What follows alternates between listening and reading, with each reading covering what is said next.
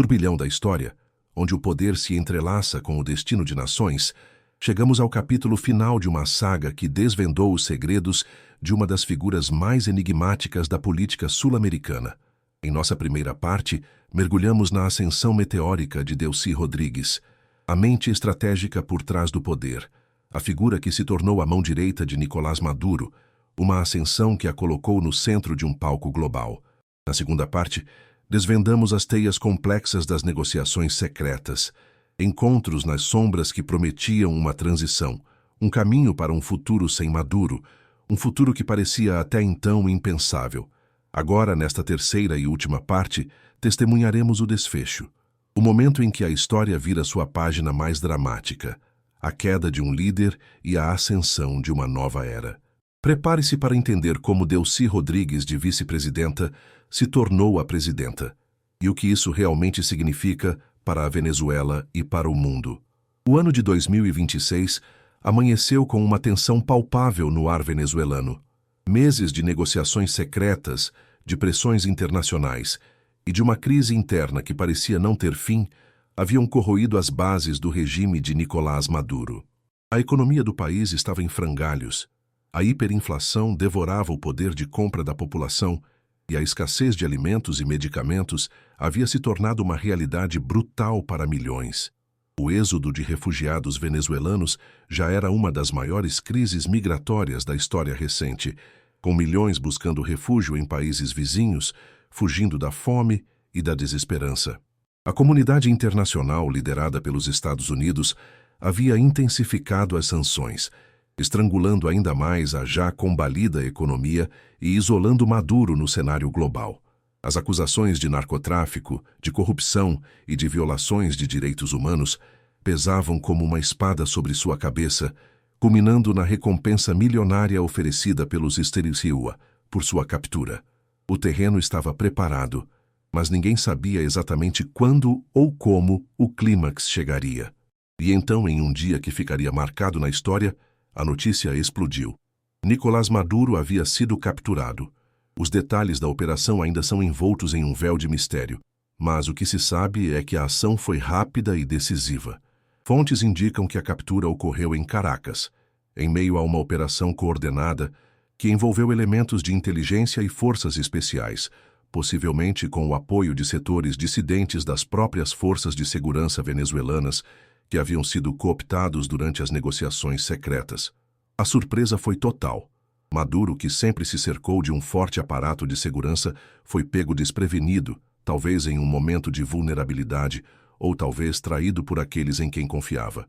A operação meticulosamente planejada visava evitar um banho de sangue e garantir a integridade do ex-presidente para um eventual processo judicial. A notícia se espalhou como um incêndio, gerando ondas de choque e euforia em diferentes partes do mundo. As reações internacionais foram imediatas e, como esperado, polarizadas. Os Estados Unidos, que há anos pressionavam pela saída de Maduro, emitiram um comunicado oficial confirmando a captura e expressando apoio a uma transição democrática e pacífica na Venezuela.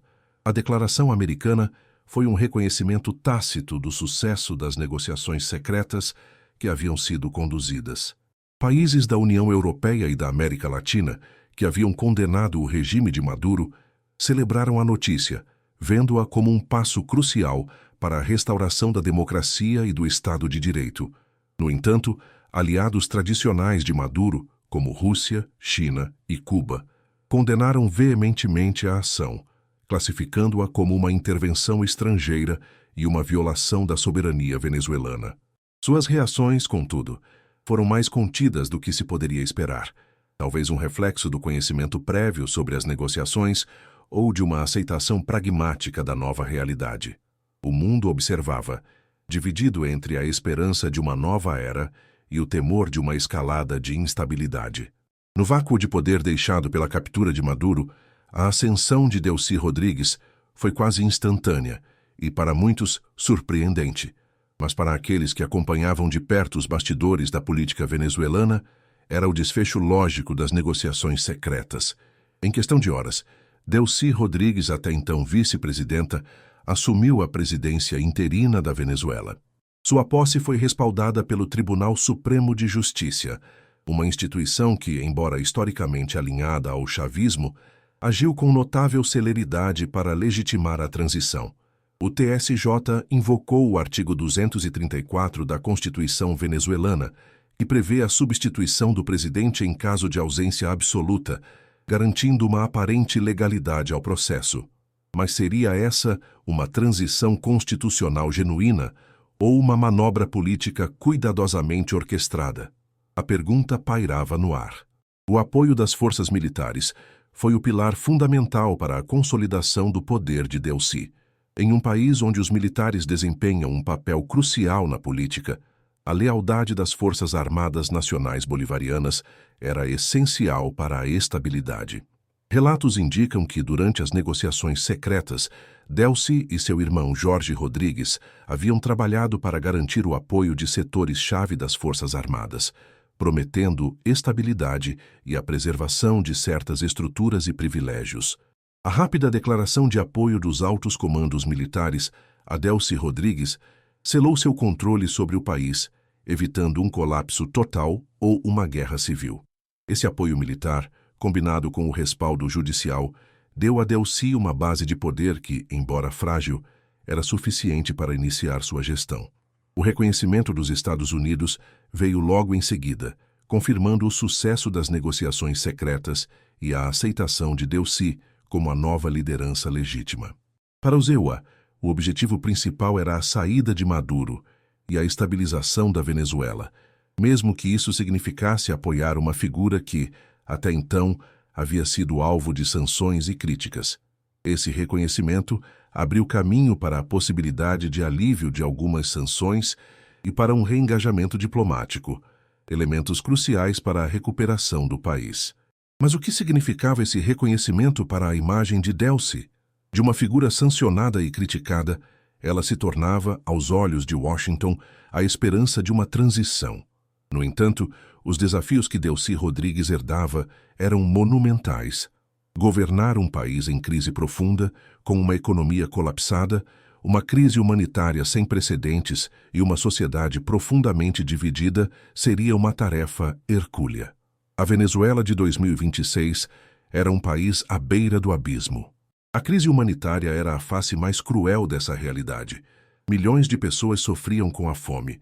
A desnutrição infantil atingia níveis alarmantes, e a falta de medicamentos e suprimentos básicos transformava hospitais em cenários de desespero.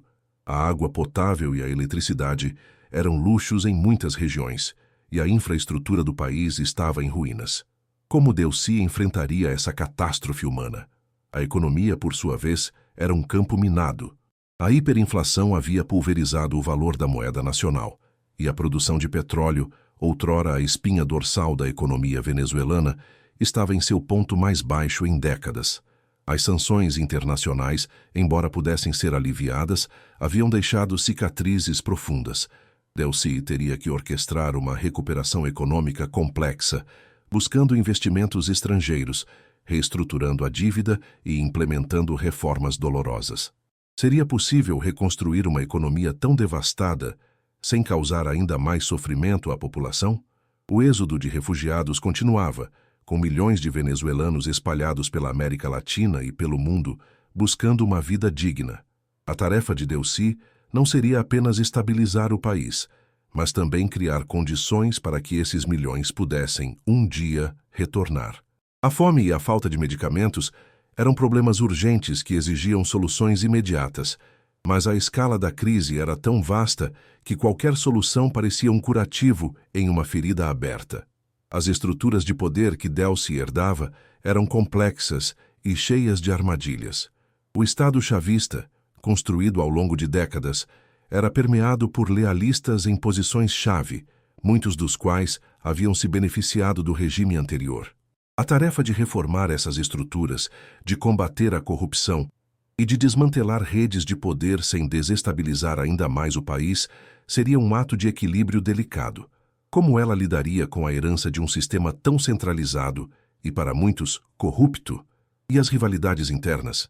Dentro do próprio chavismo, figuras como Diosdado Cabello, que por anos foi um dos homens mais poderosos da Venezuela, representavam um desafio latente à autoridade de Delcy. A transição de poder, embora orquestrada, não eliminava as ambições e as disputas internas. Delcy teria que navegar por essas águas turbulentas, consolidando sua própria base de apoio e neutralizando potenciais ameaças à sua liderança. Seria ela capaz de unificar as diferentes facções do chavismo ou veríamos uma nova guerra interna pelo poder? Os possíveis cenários futuros para a Venezuela, sob a liderança de Delcy Rodrigues, eram incertos. Poderia ela orquestrar uma transição bem-sucedida, levando o país a reformas democráticas e a recuperação econômica? Ou a instabilidade persistiria, com novas eleições sendo adiadas e o país caindo em um novo ciclo de autoritarismo, apenas com um rosto diferente? A incerteza pairava sobre o futuro de uma nação que ansiava por paz e prosperidade. O que tudo isso significava para a população venezuelana?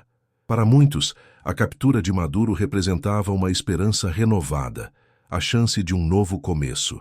Para outros, havia ceticismo, o temor de que a mudança fosse apenas superficial, uma troca de cadeiras sem uma verdadeira transformação. A longa estrada para a recuperação seria pavimentada com desafios imensos e a resiliência do povo venezuelano seria testada mais uma vez. Eles finalmente veriam suas vidas melhorarem, ou a história se repetiria em um ciclo de desilusão. Essa transição de poder na Venezuela nos convida a uma reflexão profunda sobre a política, o poder e suas consequências. A história está repleta de precedentes de líderes autoritários que caíram, mas cada caso é único em suas complexidades.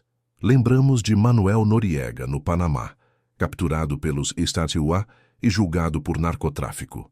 Ou de Saddam Hussein, no Iraque, capturado e executado. Ou ainda de Nicolae Ceausescu, na Romênia, derrubado e executado em uma revolução rápida. Cada um desses casos, embora diferente, mostra a complexidade de remover líderes autoritários e as consequências imprevisíveis que se seguem. A queda de Maduro e a ascensão de Delcy Rodrigues se inscrevem nessa longa e intrincada tapeçaria da história, um lembrete da fragilidade da democracia e da eterna luta pelo poder. O que realmente está em jogo aqui não é apenas o destino de um país, mas a própria natureza da governança, a responsabilidade dos líderes e o direito de um povo à dignidade e à liberdade.